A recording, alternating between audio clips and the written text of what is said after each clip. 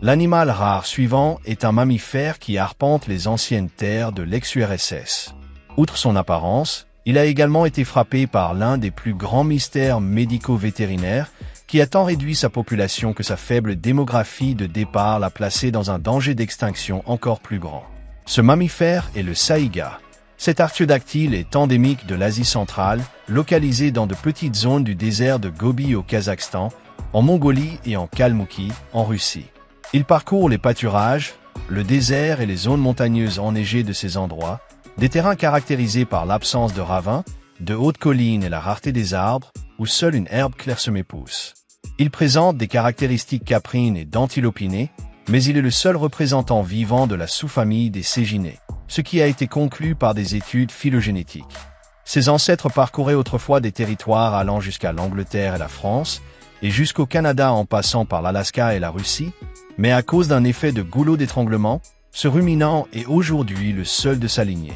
Ce bovidé mesure de 75 à 80 cm de hauteur et pèse jusqu'à 45 kg, la sous-espèce mongole étant plus petite. Il présente une coloration rare de tonalité ambrée, avec un pelage semi-transparent lorsqu'on l'observe de près, la partie inférieure de son cou étant de couleur plus pâle. En tant qu'artiodactyle, il a 4 doigts, 2 à l'avant des membres et 2 dans la direction opposée, avec des glandes dans les sabots. Les mâles portent des cornes extrêmement longues, pouvant atteindre 60 cm et composées de jusqu'à 20 anneaux, ce qui est le moyen le plus simple de déterminer le sexe, car les femelles ne portent pas cette ossature. Ils ont aussi une petite queue. Leur apparence est marquée par la région nasale, qui occupe une grande partie de la tête, avec un long nez, bossu et mobile, qui peut dépasser leurs lèvres inférieures, évoquant la trompe de l'éléphant ou du tapir. Cela les aide à réchauffer l'air, surtout dans les climats froids lorsqu'ils respirent. Quand ils courent, ils baissent la tête, presque jusqu'à toucher le sol, et la morphologie nasale empêche la poussière ou le sable d'entrer dans leur nez, particulièrement lors des tempêtes de sable qui surviennent normalement en été. Ce sont des animaux qui effectuent de grandes migrations, parcourant jusqu'à 320 km au début du printemps, en groupes de 50 à 100 individus, à la recherche de nouveaux pâturages. Les mâles ouvrent la voie aux grands troupeaux, suivis par les femelles, qui se rassemblent graduellement en gigantesques hardes pouvant compter des milliers d'individus, se divisant ensuite sur le territoire en groupes de 30 à 40. Les mâles rivalisent entre eux pour attirer un groupe de femelles. C'est une espèce polygame qui se reproduit avec 5 à 10 femelles par an pendant la saison des amours, qui commence dans les dernières semaines de novembre et se termine fin décembre. Le mâle est très protecteur de son harem et il n'est pas rare qu'un mâle en tue un autre lors des combats. La femelle a une gestation de 5 mois. Pendant cette période, le mâle cesse de manger afin de protéger ses femelles, survivant sur les réserves accumulées auparavant, ce qui entraîne une mortalité élevée de 80 à 90% parmi les mâles adultes, de la gestation jusqu'à la fin de la lactation. Peut-être est-ce pour cette raison que, évolutivement, cette espèce et d'autres ont développé une relation de polygynie, permettant à un mâle de contribuer au plus grand nombre de descendants avec son ADN, au prix de son sacrifice pour maintenir sa progéniture en sécurité, tandis que les femelles jouent un rôle crucial pour maintenir une population nombreuse, étant plus importante que la vie du mâle. Ceci n'est que ma spéculation. Je voulais simplement laisser cette hypothèse dans votre esprit pour que vous l'analysiez. Lorsque la mise-bas arrive, 2/3 des naissances donnent des jumeaux. Les femelles se rassemblent pour mettre bas et se protéger mutuellement. Les jeunes se nourrissent exclusivement de lait jusqu'à l'âge de 4 à 8 jours, puis commencent à paître, tout en continuant à téter jusqu'à l'âge de 4 mois. En captivité, on a observé qu'une femelle peut allaiter un petit qui n'est pas le sien, ce qui n'a pas pu être observé à l'état sauvage. Ils migrent occasionnellement de manière graduelle pour échapper aux chutes de neige qui peuvent coûter la vie à de nombreux petits, tandis que les prédateurs comme les renards et les aigles peuvent causer jusqu'à 10% de mortalité parmi eux.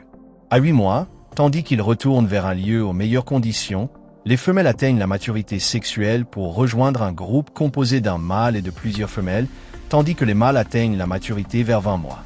Durant la journée, ils paissent, et la nuit, ils creusent une petite dépression dans le sol qui leur sert de lit.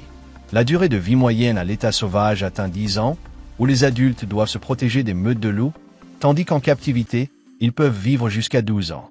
Actuellement, le zoo de Moscou et celui d'Askanianova ont le privilège d'héberger ces spécimens dans leurs enclos et parviennent à les élever avec succès. Cette espèce est en danger critique d'extinction, avec une population estimée à 50 000 individus qui a décliné depuis la dissolution de l'Union soviétique qui protégeait cet animal du braconnage. La population rurale cherche un revenu en les chassant pour leur peau et leurs cornes, utilisés comme remède en Chine contre la fièvre, chaque corne pouvant atteindre jusqu'à 4 600 $ selon la taille. Des barrières physiques entravent leur passage lors des migrations à travers jusqu'à 5 pays, leur course étant interrompue par des tranchées, des sites miniers, des pipelines et surtout des clôtures en fil de fer délimitant les frontières entre pays en conflit, les piégeant et les condamnant à mourir de faim.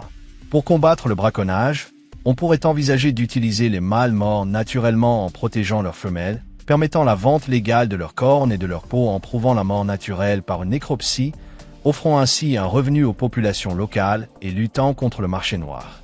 Ou bien, chercher à les élever en captivité pour restaurer leur population et en utiliser certains à cette fin. Cette espèce a été au cœur de l'un des plus grands mystères médicaux et de l'une des plus grandes mortalités massives dans une espèce. Entre 2014 et 2015, des centaines de milliers de saïgas ont commencé à mourir, décimant presque entièrement la population habitant le désert de Betpakdala au Kazakhstan, surnommé dans sa langue le désert de la faim, faisant environ 200 000 victimes et mettant en péril massif son statut de conservation déjà préoccupant. Au début, les causes étaient inconnues, mais une analyse plus poussée des nécropsies a révélé un agent causal, Pasteurella multocida.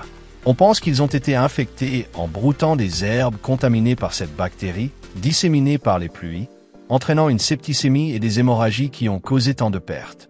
Comme mesure préventive, on œuvre à vacciner la majorité des spécimens contre cette maladie, pour éviter qu'elle ne provoque l'extinction de l'espèce. Un mammifère singulier, qui disparaît à cause de conditions indépendantes de notre volonté et que nos actions ont seulement accéléré vers son destin redoutable, précipitant sa condition précaire. Espérons que les efforts porteront leurs fruits et pourront corriger la fatalité de cette espèce. Voilà le saïga. J'espère que la vidéo vous a plu. Si c'est le cas, n'hésitez pas à mettre un j'aime et à la partager pour faire connaître cette chaîne à plus de monde. Je vous laisse mes réseaux sociaux pour rester en contact, et c'est également par ce biais que je ferai les annonces pertinentes concernant la chaîne. Si vous êtes nouveau ou nouvelle, je vous invite à vous abonner et n'oubliez pas de laisser un commentaire ou toute question que vous pourriez avoir. Merci beaucoup d'avoir regardé cette vidéo. À bientôt.